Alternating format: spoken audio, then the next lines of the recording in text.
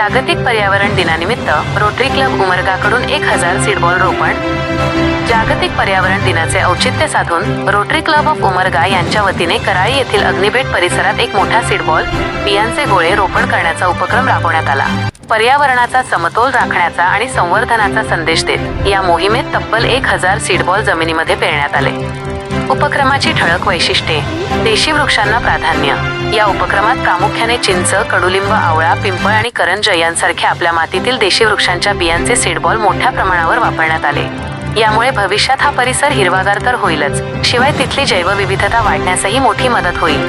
प्रमुख मान्यवरांची उपस्थिती: या कार्यक्रमाला पीडीजी डॉक्टर दीपक पोकळे, देवस्थानचे तेजनाथ महाराज, प्राध्यापक धनंजय मेनकुदळे, कलशेट्टी पाटील, शिवशंकर हांडरे आणि शिवकुमार दळवी या मान्यवरांची प्रमुख उपस्थिती होती। विद्यार्थ्यांचा सहभाग: वारकरी प्रशिक्षण संस्थेतील अनेक विद्यार्थ्यांनी या उपक्रमात अतिशय उत्साहाने भाग घेतला आणि पर्यावरण रक्षणाची आपली सामूहिक जबाबदारी पार पाडली। थोडक्यात सांगायचे तर रोटरी क्लब ऑफ उमरगाने घेतलेल्या या सुंदर पुढाकाराचे सध्या सर्व स्तरातून कौतुक होत आहे।